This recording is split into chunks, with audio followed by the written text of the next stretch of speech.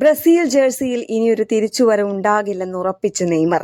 അന്താരാഷ്ട്ര ഫുട്ബോളിൽ നിന്നുള്ള വിരമിക്കൽ തീരുമാനത്തിൽ മാറ്റമില്ലെന്ന് താരം പ്രഖ്യാപിച്ചു. 34-ാം വയസ്സിൽ ദേശീയ ടീമിനായുള്ള തന്റെ കരിയർ അവസാനിച്ചുവെന്നും മഞ്ഞക്കുപ്പായത്തിൽ ഇനി ഉണ്ടാകില്ലെന്നും താരം ഔദ്യോഗികമായി വ്യക്തമാക്കി. കോപ്പ സുഡാമേരിക്കാനയിൽ വെനസ്വേലൻ ക്ലബ് യൂണിവേഴ്സൽ സെൻട്രലിനെതിരായ സാന്റോസിന്റെ മത്സരത്തിന് പിന്നാലെയാണ് ബ്രസീലിന്റെ എക്കാലത്തെയും മികച്ച ഗോൾ വേട്ടക്കാരനായ 34-കാരനായ താരം വിരമിക്കൽ തീരുമാനം ആവർത്തിച്ചത്. ദേശീയ ടീമിനൊപ്പമുള്ള എന്റെ സമയം കഴിഞ്ഞുവെന്ന് ഞാൻ കരുതുന്നു. അവിടെ ഞാൻ ചരിത്രം സൃഷ്ടിച്ചു. അതിൽ ഞാൻ സന്തുഷ്ടനാണ്. മഞ്ഞക്കുപ്പായത്തിനായി ഞാൻ രക്തവും ജീവനും നൽകി പോരാടി.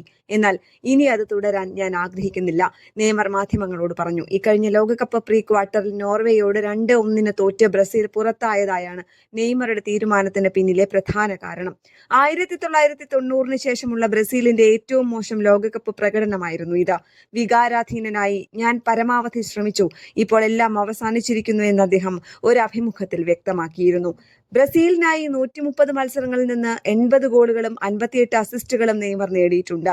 തന്റെ കരിയറിൽ 4 ലോകകപ്പുകളിൽ അദ്ദേഹം പങ്കെടുത്തു. ക്ലബ് ഫുട്ബോളിൽ സാന്റോസ്, ബാഴ്സലോണ, PSG എന്നിവർക്കായി മിന്നും പ്രകടനം നടത്തിയെങ്കിലും ബ്രസീൽ സീനിയർ ടീമിനൊപ്പം 2013 കോൺഫെഡറേഷൻസ് കപ്പ് മാത്രമാണ് അദ്ദേഹത്തിന് നേടാനായത്. ബ്രസീലിന്റെ 6ാം ലോകകപ്പ് കിരീടം എന്ന സ്വപ്നം ഇനിയും ബാക്കിയാക്കിയാണ് നെയ്മർ അന്താരാഷ്ട്ര വേദിയിൽ നിന്ന് പടിയിറങ്ങുന്നത്. സ്പോർട്സ് ഡെസ്ക്, കേരള പ്രണാമം.